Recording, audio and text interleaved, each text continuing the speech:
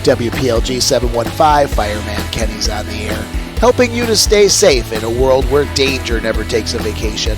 On this episode of the Fireman Kenny Show podcast, we interview D.A. Mattox from E-Plan Exam about the importance of updated codes for Building Safety Month.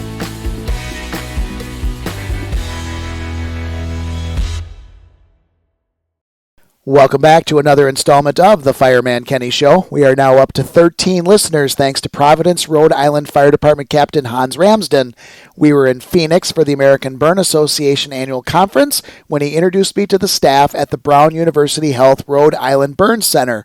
As soon as he said I had a podcast, they all opened up their phones to start following the show. So thank you to my new followers in Rhode Island. And as always, be sure to like, follow, and subscribe to the Fireman Kenny Show podcast on Spotify, Apple Podcasts, or whatever platform you're listening to the show. The International Code Council has declared May as Building Safety Month. On this episode, we interviewed D.A. Mattox from E-Plan Exam about the importance of updated codes for building safety. Before we begin the podcast, we would like to mention our sponsors. For over a century, the National Fire Sprinkler Association has been advocating for a stronger industry and a safer world by promoting fire sprinklers in model codes and legislation. Their mission is simple: to protect lives and property from fire through the widespread acceptance of the fire sprinkler concept. Be sure to follow the National Fire Sprinkler Association on Facebook, Twitter, and LinkedIn. You can visit the National Fire Sprinkler Association website, www.nfsa.org. We would also like to thank our friends at Fire Suppression Solutions, distributor of fire suppression products for the fire service and for home use. You can follow Fire Suppression Solutions on Facebook, Twitter, LinkedIn, and YouTube. Now a word from Fire Suppression Solutions. Fire can strike without warning, leaving you with precious little time to react. And if you are not prepared, the damage can be devastating to life and property. In the blink of an eye, your home or business could be on fire, with flames doubling in size every 30 seconds, leaving you helpless and unable to respond. Don't let this nightmare become a reality. That starts with being prepared. Our fire suppression products are designed to equip you with an effective response to any fire emergency, all while limiting additional damage, making you the true first responder, giving you the peace of mind that you have what you need to keep your loved ones and property safe until more help comes. Do you have a plan to respond to a fire emergency at your home or business? Protect your family, pets, and property with the tools from Fire Suppression Solutions. Contact us today and finish putting your plan into effect before it's too late. For more information on Fire Suppression Solutions products, you can visit firess.us.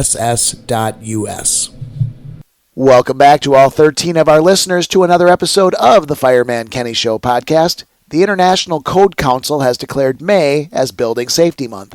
On this episode, we are with D.A. Mattox from E-Plan Exam to talk about the importance of updated codes for building safety. D.A., welcome to the show.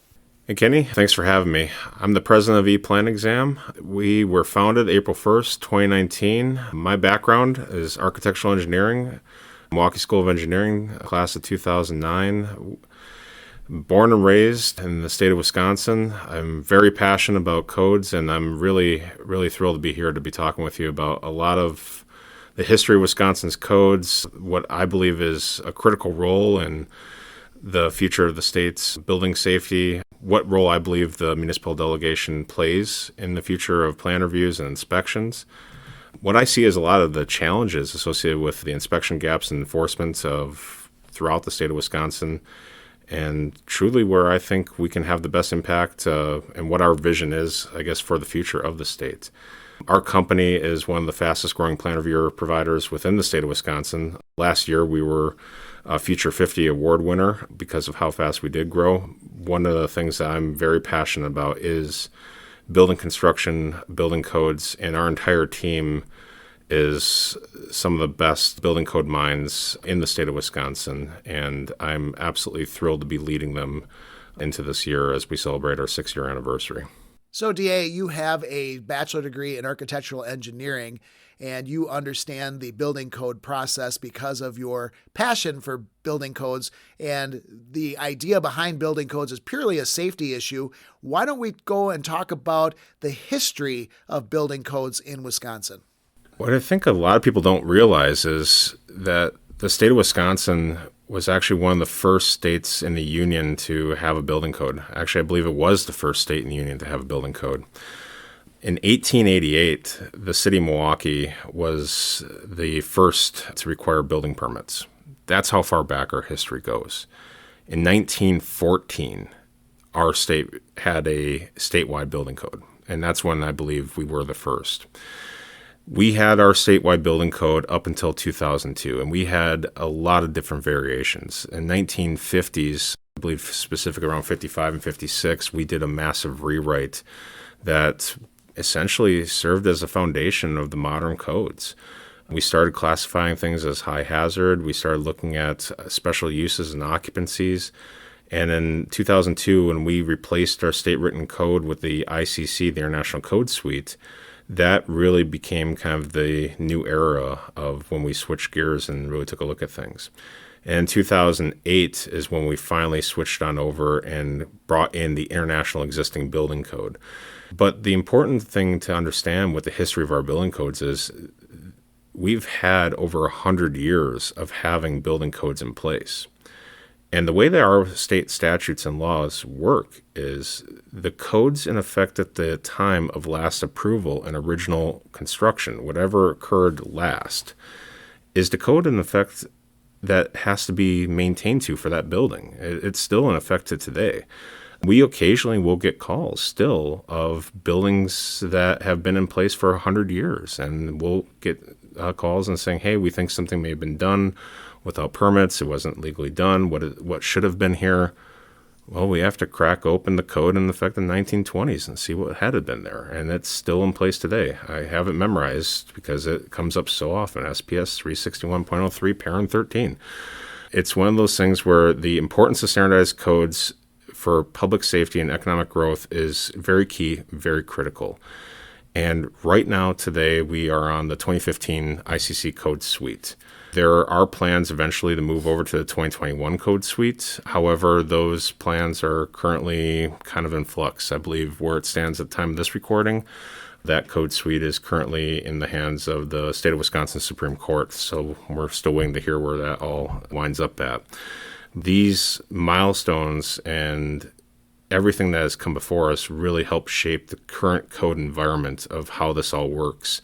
And as we start shifting gears here a little bit, the aspect of delegation and how municipalities assume the role of doing inspections and plan review and assuming the right to enforce these codes was embedded in the very first iterations of these codes. The ability to do your own inspections, the ability to do your own plan review is very much ingrained into our building codes history. And it's something that is very key and very critical to understand of where we came from and unfortunately kind of where things stand today, because I think this is one of the biggest issues that people really need to understand of where we need to take action. We're doing a lot of good things, but there's a lot of room for improvement today. DA, for building plans, the state of Wisconsin does have a plan review process, but there are provisions for the plan review process and inspections to be delegated to the municipality. What does the delegation issue actually mean? So when we start to wrap our head around municipal delegation, the easiest way to understand how things work in the state of Wisconsin is this. The state of Wisconsin is the authority having jurisdiction to start off with. Let's assume that the community has no delegation whatsoever. There are inspection delegations and plan review delegations. And starting off with the inspection delegations. And for this, we're just talking about commercial. You have building, HVAC, fire alarm, fire suppression, plumbing, and electrical. Each one of those types can be delegated for inspections. And in order to do so, you have to have the required credentials to be able to do that type of inspection at the local level. Until you have that credentialed inspector at the local level, that inspection requirement is held at the state level. And we're going to get to that in a little bit later. If there is no inspector at the local level, what is the inspection as a statewide entity? There are 1,800 communities within the state. Not all 1,800 communities have inspection delegations. Matter of fact, I believe last time I checked, there was only maybe 100, 200 total communities, and they're not all cities, not all villages have that inspection authority for all trades.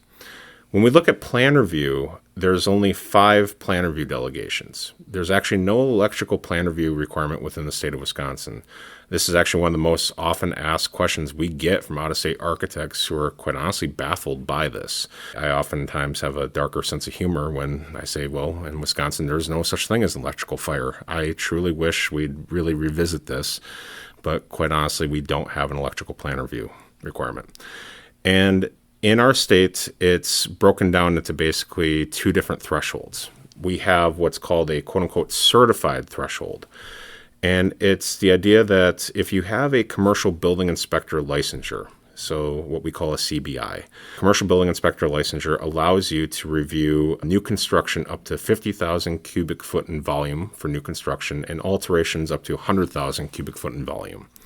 There are some special provisions that would allow you to apply for areas where you can maybe exceed some of that with the state, perhaps maybe some unlimited alteration sizes, things of that nature. But in statute, that's what's written, and that's it.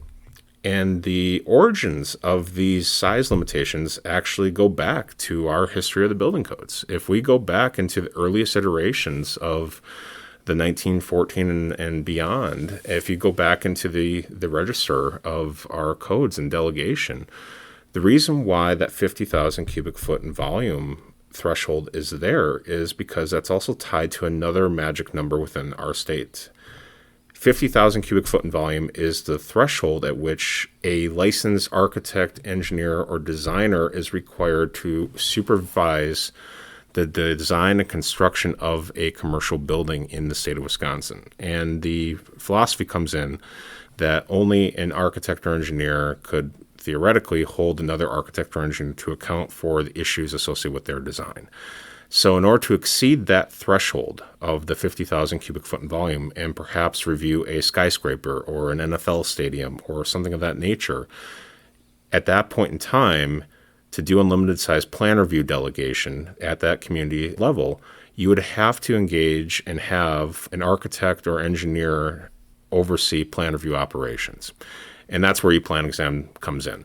So to do the delegation for plan review, you have to have inspection authority at the local level, and then you can get the plan review delegation. You can't have the plan review delegation without the inspection, but you can have the inspection without the plan review.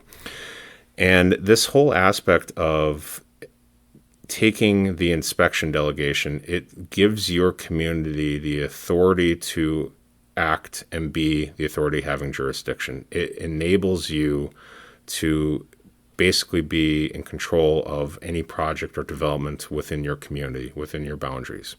Moreover, we are in a state where we're looking at levy limits and things of that nature. This is a source where you do have permits. We do have a revenue generation opportunity for local governments. This is a streamlined process now for applicants.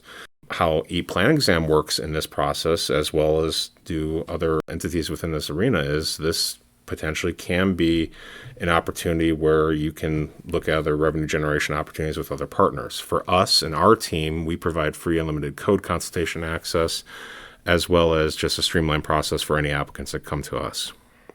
In terms of the state and the state of Wisconsin and our workings with the state, I have to say, working with the state leadership today and over the last several years, it's been absolutely wonderful. Their team has been very much working with us to help streamline the delegation process. I know in years past, it's been kind of spotty throughout our state's history. Over the last 100 years, there were periods of time where if you had looked into our building codes, delegation was inherently built into the building codes. If you had cracked open the the code, I believe back in 1940, you'd find that La Crosse and some other random townships were granted unlimited authority, and then a couple years later it was just stricken out of there.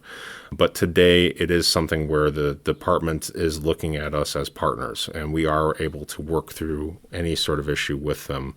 But it's something where it's definitely something that has greatly improved from where it once was, and I'm truly grateful for the state's role in where it's been going here. As we start looking at the future of unified codes, and once a community becomes delegated, this is something where there's an interesting aspect within our state that's a little bit more unique for those who are perhaps listening from other states that have home rule requirements. And our state did once have some home rule requirements. And this is perhaps one of the biggest misconceptions that I like to clear up, especially on this podcast with the fireside. I know, Kenny, we worked a long time ago on West Bend because we had this very issue pop up with you. And it's tied to one of our Wisconsin Acts, Wisconsin Act 270. And this happened quite a few years ago. When the municipality went through Act 270, you were permitted at that point to submit various ordinances to be grandfathered at that point in time. But what happened at that period of history in our state code is we unified our state code to be a singular code. And this is when we moved over to the I codes, the I suites, the whole 9 yards. And we are now on the 2015 ICC suite, but some communities have more stringent requirements when it comes to fire suppression, fire alarm, or fire codes than other elements within our state codes have. And you were permitted to submit your local ordinances that modified these elements of the codes to be submitted on into the state. And if the state accepted these, having been on the ordinances for the requisite amount of years, amount of time, you were permitted to have these grandfathered in. One of the most common misconceptions is that if you become delegated for either inspections or more specifically for plan review, is that you must give up these grandfathered provisions for fire suppression. For example, maybe you have a more restrictive piece for fire suppression that kicks in at a lower threshold than what the state code requires. That is absolutely a falsehood. You are permitted to keep your grandfather permissions so long as they were truly grandfathered. Now, if they weren't grandfathered and you have them on your ordinance, you're going to have to strike it. You're going to have to align with state code. That is just the simple fact, and the reality is because it was never legally permitted in the first place. But if it was grandfathered and you do have it, you do have the privilege to keep it. But it also opens you up to the question of saying, does it make sense to keep it in place, or is there a reason as to why maybe you want to repeal it? I know there's a lot of questions and a lot of concerns about are we over-regulating or under-regulating, and that's a much broader topic than what we're probably looking to talk about here. But this opens us up here, at least in the state of Wisconsin, to say, what do you want to do? It gives you flexibility. Delegation, though, gives you more control over the entirety of the process. It gives you more control over the inspections, over the plan review. And just because you go delegated doesn't mean you have to relinquish anything you previously had. I think that is the most key and critical thing, and I think that is the biggest misunderstanding I have encountered in the last 6 years of operation. So, DA, there are plan review requirements and inspection requirements for whether it's building plans or sprinkler plans or fire alarm plans. What are those requirements, and are there any gaps in those requirements? So for building and HVAC plans, the state of Wisconsin requires pretty much for anything new construction over 25,000 cubic foot that there be plans submitted. SPS 361 calls out specific requirements for building HVAC, fire alarm, and fire suppression of when plans do and do not need to be submitted. Essentially for fire alarm, fire suppression, any new construction work, any new suppression system or fire alarm system, those all need to be submitted on in. For anything alteration-based, you are looking at a minimum requirement of anything above 20 devices or heads. Those all need to be submitted on in. The local municipalities do have the ability to, at the local level, adopt by ordinance more restrictive requirements to say you can require review at the local level for anything less than that. That is something you're going to definitely want to review with your local attorneys to make sure that that meets requirements at the state level. But the state level requirements are all defined out in SPS 361. In terms of the plumbing aspect, those are all going to be outlined in SPS 382. Essentially, the state requirements are at 16 fixtures, or in some cases, depending on what it is, like a grease interceptor or some specialty items, it's going to kick in at 1. In terms of inspection, this is perhaps the biggest ticket item that I think a lot of people don't know or don't understand, and is one of my biggest gripes that I would love to see challenged or changed longer term.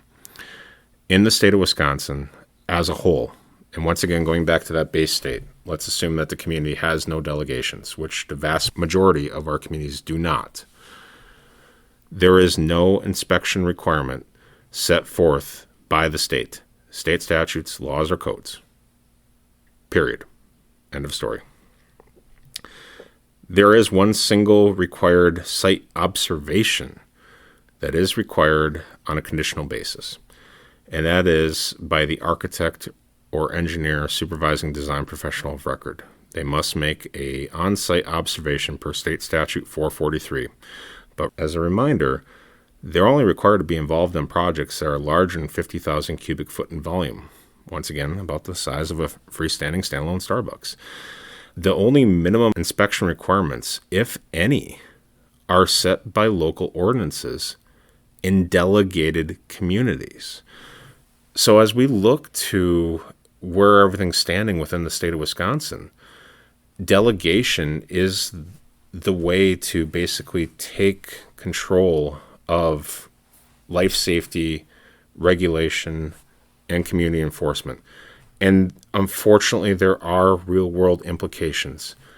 Structural collapses and safety concerns. You have very real issues that I have seen firsthand. I have, unfortunately, in my career as a building official, as a structural engineer, been a part of the investigation, the enforcement, the after-action reports of over 36 significant structural failures within the state of Wisconsin. This is an urgent issue. This is a problem. And one of the things that has been missing from our code for some time has been the need for minimum inspections. And more importantly, I believe, is also the need for Chapter 17 special inspections. These are two separate, distinct issues, and I think there's a fundamental failure and misunderstanding with Chapter 17 special inspections as it relates to the building code. So as we look at traditional inspections, this is where either the state or a local inspector were to come out to your job site, verify for footing, foundation pours, insulation, rough, final occupancy, things of that nature. That is the role of a traditional building inspector. Those inspection requirements for commercial buildings are set to 0. For new homes, there are minimum inspection criteria. Commercial buildings, there are none. Chapter 17 special inspections today is not required and cannot be legally enforced in the state. As far as I'm aware, we are the only state to not adopt Chapter 17. And I think this is a education-based issue. From what I've seen and sat through on the code council hearings and things of that nature, I've heard it from inspectors, both at the state as well as throughout the state. I've heard it from architects, engineers, and contractors about talking about how the inspectors are going out there. The nature of special inspections is done by an independent third party. It is not done by a local inspector. It cannot be done by a local inspector. It would represent a conflict of interest. These are items that need to be thoroughly understood and properly educated to the inspection teams. I do understand that this is definitely something that is, if this does go into effect, and I hope it does at some point, this is something that is going to have to be properly educated. I do not know if the state is the right one to do this education, truthfully. I hope that the state would reach out to its partners at the International Code Conference, the ICC, and others who have the experience necessary in this arena, or other states who do have the necessary experience in this arena. If we look at Michigan, Minnesota, or any other state in the Midwest, they all do have experience in this arena. Even other testing agencies would be able to help guide us through the pathway of what's ultimately required here. National architecture firms as well. These are safeguards here that can help us with these specific issues. These enforcement issues can really impact the perception of how we as code officials operate. If we are not doing minimum inspections of commercial buildings, and we are not doing special inspections of commercial buildings, and the only required element of anyone having to go on site is an on-site observation by an architect or engineer, we're playing with borrowed time. That's the reality of it. Fortunately, we haven't had events where we've had life loss or as much. We have had some. We had the parking structure collapse at O'Donnell Park. We have had some other incidents where people were injured. We've had a lot of near misses that should frankly have never happened. But this is something where it needs to be addressed, and I hope it's addressed swiftly, because everything that's been built over the past several decades at this point is stuff that is frankly potentially subject to future risk. And as we all know in this arena, working in construction, timetables get more and more truncated. People want to move faster. They want to get their buildings moved quicker. The ability for us to make mistakes because we are human is all the more present. That's the reason why our team engages in a peer review process. We prioritize quality above all else. We try to make sure that what we're producing is a good quality product. That is our reviews, what we provide to our communities. But when it comes to on-site inspections, our communities provide the best they can with what they have. Chapter 17 and the ability to do selective, specialized testing or inspections is something that they don't have the resources or the ability to enforce. And truthfully, without this methodology, you might not never know until it's too late whether or not something was properly done or installed. There's just simply no way. I mean, we're not all Superman. We don't have X-ray vision. So, DA, we're talking about the enforcement issues, but when we talk about plan review and inspection issues throughout the state of Wisconsin, how do we define the issues as a whole that are facing the state going forward? So as we look at the state of Wisconsin, we have local inspectors, and then we also have the state of Wisconsin itself, specifically the Department of Safety and Professional Services. And the Department of Safety and Professional Services has an exceptionally talented pool with individuals' knowledge, and they're incredibly invaluable. But as a state, as a whole, we're at an interesting benchmark right now. We only have about 600 total licensed inspectors throughout the state of Wisconsin. Very few new licenses have been issued in recent years for commercial building inspectors. This is a very real problem facing the industry. The state of Wisconsin itself is having challenges with recruitment. Other private organizations are having challenges with recruitment. And if you are working in this industry, like many of the individuals likely listening to this podcast, you're likely witnessing the shell game that's occurring where people are moving from community to community just to get an increase in pay because no one really knew was coming into this industry. And that is a crying shame. It really is. This is a industry where truthfully not many individuals are coming out of college. They're coming out of industry and really gravitating towards this field. And I know myself and many others on my staff, we kind of fell into this in different areas, in different ways. But the industry as a whole, inspector organizations, cities, private companies, we all share responsibility for addressing these challenges. Our clients have put it more on us to directly try to address this in the coming years, and I hope to do so. The state provides inspections and plan reviews for all non-delegated municipalities. That is their goal. That is their job. They have no other choice due to their role as an operational entity. And this creates an interesting element of an overlap. They are doing inspections and plan reviews today in non-delegated municipalities. But there are communities today that have inspectors, but haven't taken the steps to become delegated. This is creating an overlap, and it's creating double work. And if you eliminate that overlap, you can free up state resources. And it's frustrating to watch these talented individuals at the state basically double up on work. And quite honestly, it's stretching them thin. I'm hearing stories about the state inspectors only able to manage 2 to 3 inspections per day and focus on operational demands. And what I believe to be a issue with the state of Wisconsin Department of Safety and Professional Services is this is going to put them into a potential conflict long term. We have a shortening of a list of talented, qualified, licensed professionals who can legally do the work. And we have a challenge to meet an operational demand. But as a state entity, their charge, their drive, their vision, their mission is they're a regulatory body. They're charged with enforcement of the code. They're charged with protecting life and property.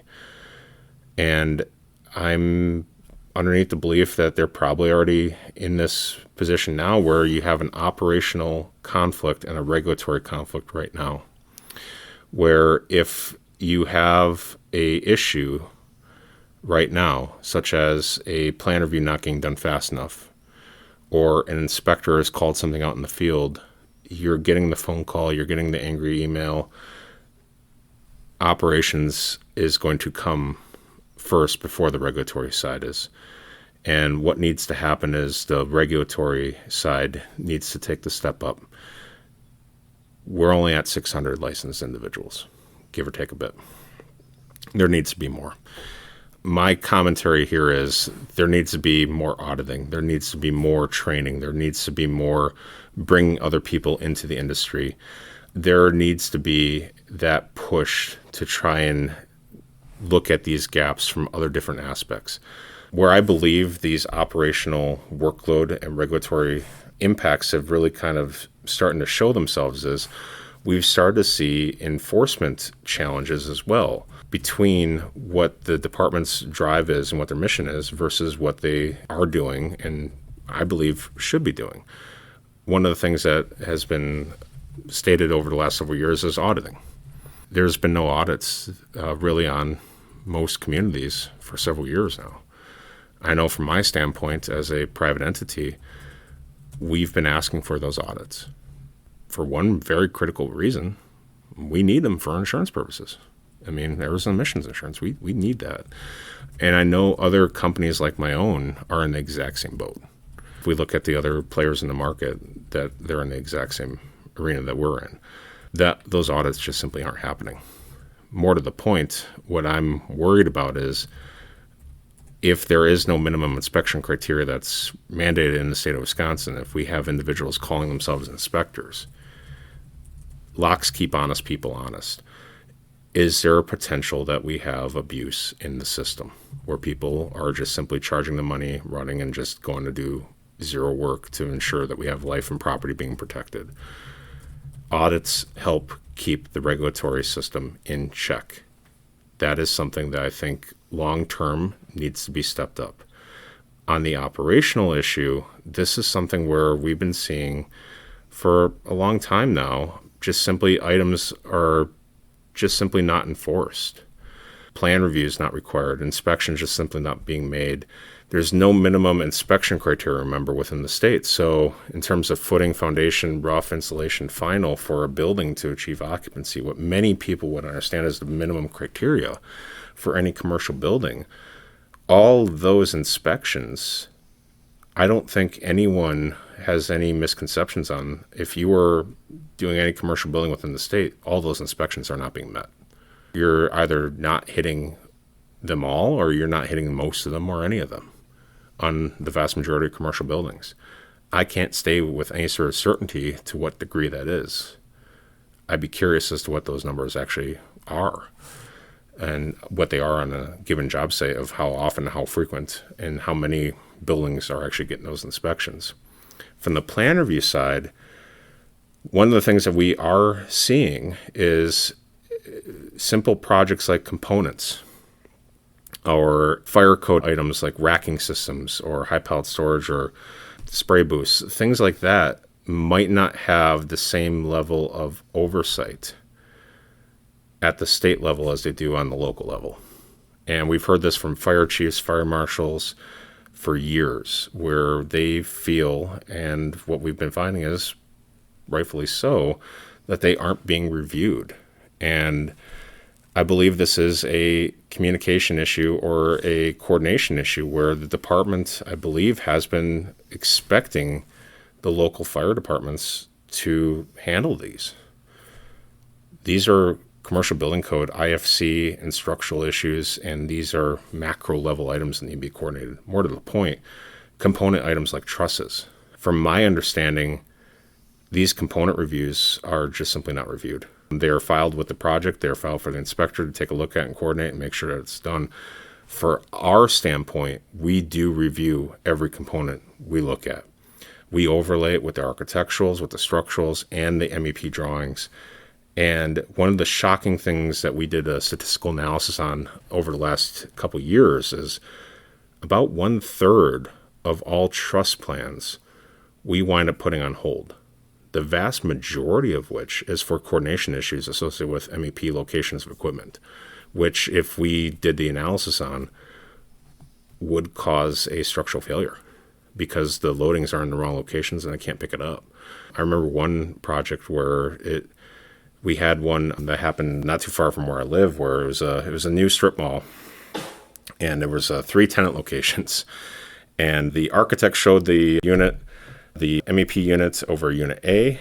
The structural engineer showed the unit being designed over Unit B, and the MEP engineer showed the unit over Unit C, and the truss manufacturer basically designed it for Unit A of where the unit was ultimately going to be located, and it was destined for Unit C. I mean, those types of structural gaps and making sure that we pick up that unit, we want to make sure that the building doesn't collapse, but that's the type of oversight that we're identifying, that we're seeing, that if our mission for regulatory compliance, life and property is our mission, it's coming at sacrificing, making sure that we have the operational alignment. That is a challenge. And this is something where I think stronger partnerships need to be enabled between the local communities and between the state to ensure that the needs of the community are being met at the end of the day. This isn't simply about anything else other than that. We want to make sure that life and property are being protected. And if there are any gaps, we figure out what those are. And I think the biggest gap at the end of the day is how many people are actually in this industry. There are no training programs for this. I have individuals on my staff that have everything from bachelor's degrees to high school diplomas and everything in between. It just, people come into this industry from different walks of life. Architects, engineers, code officials, fire marshals. We need to do a better job, and we need to do it now. We're facing a tsunami of retirements. I don't know if you're going to be able to splice audio, but hell, I'm talking to you, and you just retired to do a podcast. You're one less person doing inspections. Kenny, you're part of the problem. So yeah, DA, I'm sorry that I'm part of the problem now that I'm retired. However, but you talked about the limited number of plan reviewers and inspectors in the state. A lot of people may not be aware of the potential to be a code enforcement official or a plan reviewer. There's a great number of opportunities to work as a plan reviewer in either the government side or in the private sector.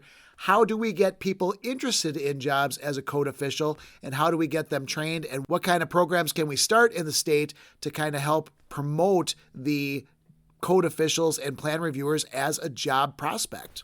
It's a great question. It's one that we've been challenged with for the last year, and some of these we are going to be putting into action. But for anyone listening on this, I challenge you to think outside the box.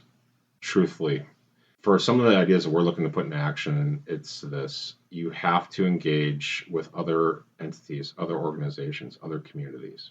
Look to your neighboring partners.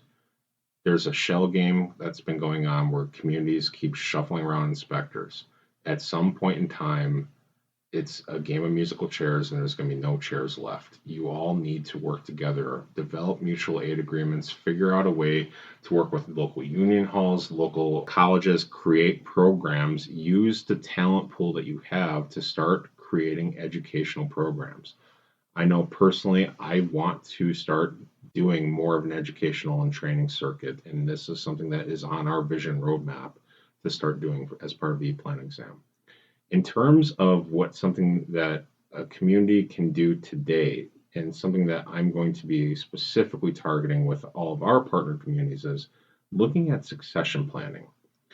Each one of our communities is typically kind of set up with, and yours is likely set up like this as well, as you have your community development directors or your fire chiefs, you have your building inspectors or fire marshals, and then you have your intake staff or admin, the admin, your permit techs, your plan intake coordinators, your code enforcement.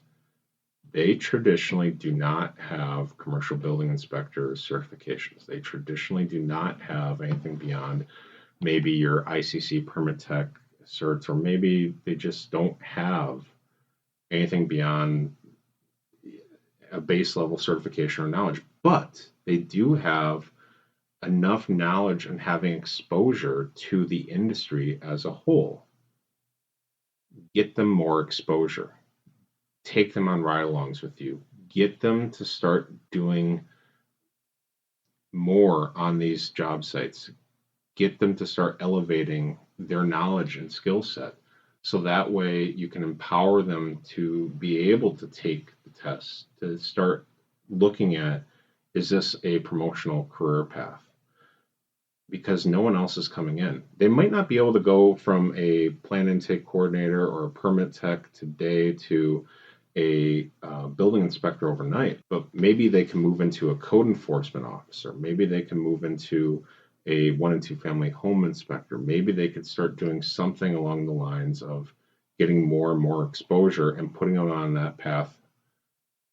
If you can get them on the path to get more exposure, to become licensed as an inspector, you're not only encouraging in their professional growth, but you're also helping solve the industry's challenges. Moreover, you're setting your own community up for success longer term and potential future retirements or a potential future vacancy. Think about it now. Start working on it now. Take a look at anyone who's in any element of that department and start getting them cross trained now. That is what I would tell folks to really start looking at. Get them engaged in training. If you are near the tail end of your career, I think now more than ever, you got to start looking at legacy. You can't just sail off into the sunset. As much as it pains me, it's one of those things where we have to be lifelong trainers now. We have to be teachers. We have to bring the next generation into this, because it's one of those things where no one is out there teaching this. No one is out there training this. And a lot of the trainings that I know we've all sat through over the years, it's quite often rinse and reuse and replayed. And they're avoiding the more complicated stuff that we see on a daily basis. They're avoiding the very issues that we see that we have to deal with. They're focusing on things that are so mundane, truthfully, that you can just look it up in a book. They're not addressing the true issues that come with the field of being a building official or being a building inspector or being a planning examiner. That is what I would say is what people could start working on now. Working on that cross training, working on that promotional, and working on the mutual aid agreements to start figuring outside the box of either working with other municipal partners or working with the industry itself to help solve these challenges. So, DA, you gave us your thoughts on how to improve the process to getting people as code officials and plan reviewers. And a lot of people may not understand that there are a lot of private sector opportunities, and you starting ePlan exam is one of those opportunities. let's talk about ePlan Exam, what it is, and what you actually do. Our mission when we set up ePlan Exam was to solve and improve upon what we saw as not only a Wisconsin challenge, but a nationwide issue with regards to plan review. In the state, when we first set up ePlan Exam, plan review turnarounds were, I believe, between 6 to 10 weeks out. Throughout the country, that average plan review time sometimes went into the year time frame. This is not just a Wisconsin challenge, it's a nationwide challenge. What we do is we focus on providing a high quality service and collaboration with our municipal partners, as well as the submitters as well. We understand that this takes an entire team to build these buildings at a very high level of coordination, collaboration, and transparency. We try to provide that every step along the way to our municipal partners, and we truly consider them as partners. We want to ensure that they have trust in us, that we are doing right by them. To that end, we want to make sure that they have full alignment into what we're doing and how we're doing it. And if there's any question along the way, we want to make sure that we engage with them so that way they can have a direct seat at the table when we're making the difficult calls of how we want to look at a specific code issue on a project that's directly impacting their community. We founded our company April 1st, 2019. Quite honestly, when we started up the company, we didn't know if this was going to be something where this was going to be scalable. When we first founded the company, we knew that there was something here. We approached the city of Waukesha with an idea. And in cooperation with the city of Waukesha, we set out to set up our business. I cannot say enough thanks to the city of Waukesha, the mayor, the community development director, and the entire team there for their faith in what they placed into us. And I credit them with a lot of what they've helped to shape.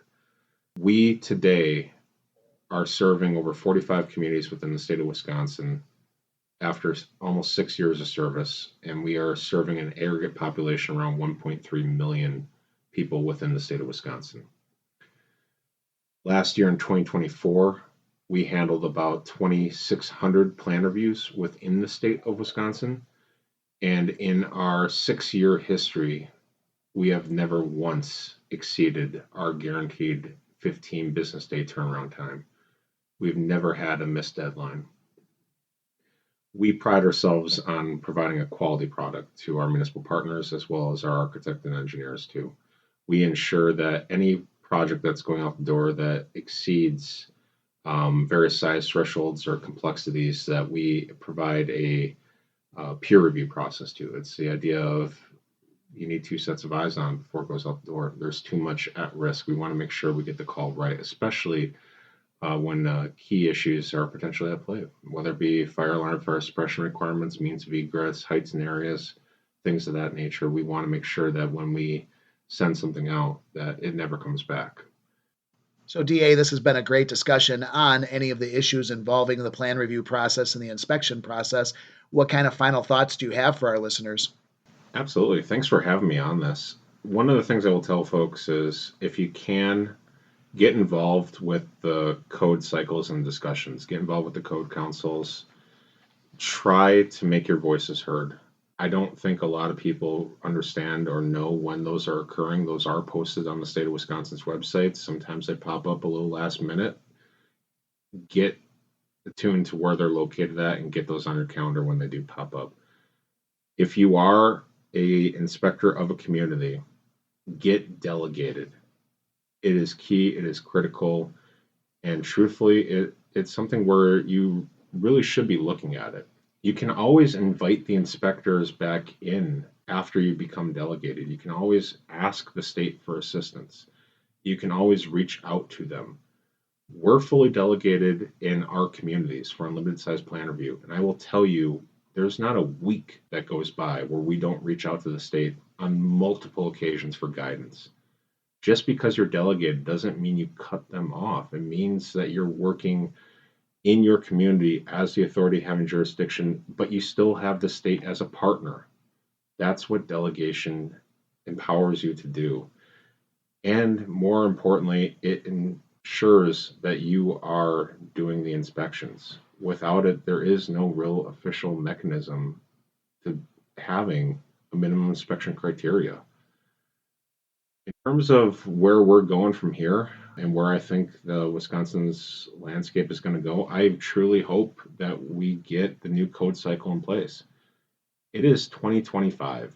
We are working on a code from 2015. Our state motto is forward.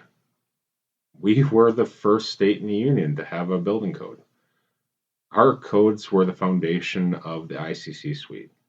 We had architect and engineer requirements in 1914.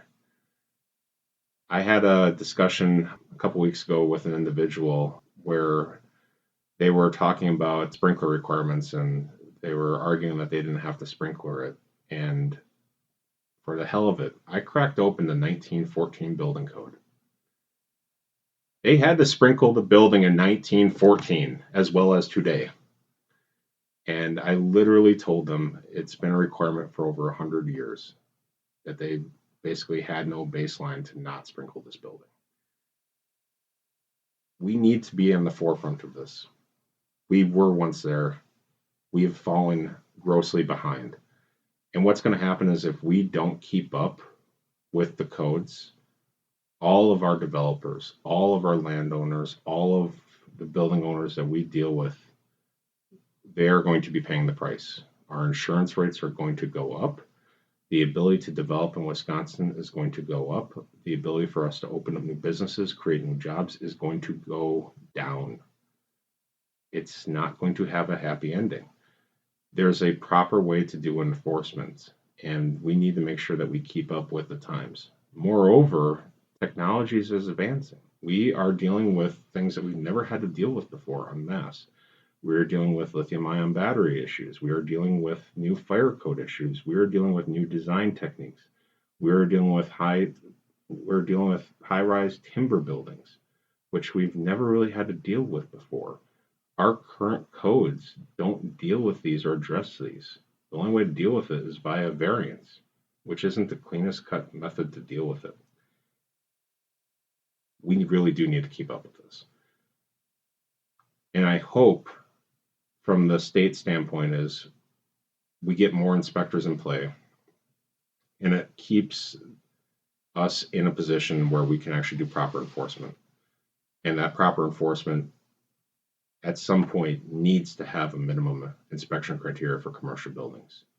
Because right now, there are buildings in this state, commercial buildings, that likely have had no inspections or only one inspection, and that's it.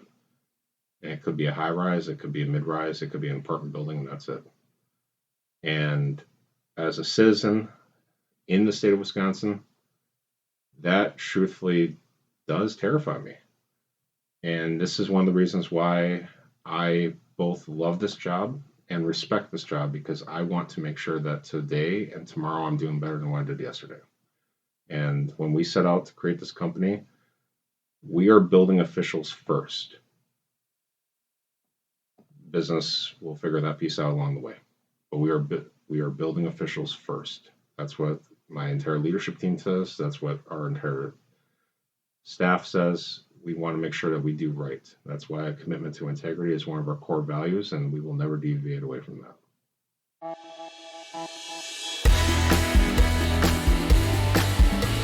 We would like to thank DA Mattox for the interview on today's show. For more information on Building Safety Month, you can visit the International Code Council's website, iccsafe.org. Join us on our next episode where we talk burn injury prevention with Becky Coffey, Carla Klass, and Paul Schwartzman. WPLG 715, Fireman Kenny is returning to quarters. I'm firefighter Regan Roll with the North Shore Fire Department. Magnum Media is working with first responders to help keep our communities safe. Magnum Media and the Home Fire Sprinkler Coalition proudly salute our first responders.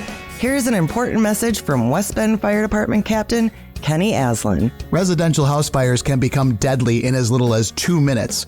Homes burn faster today due to modern furnishings and lightweight wood construction. These fires produce smoke that is both toxic and deadly. A fire sprinkler system is the only thing that can stop a fire and deadly smoke from spreading. In less time than it takes firefighters to arrive at your burning home, fire sprinklers control the fire and allow everyone to escape.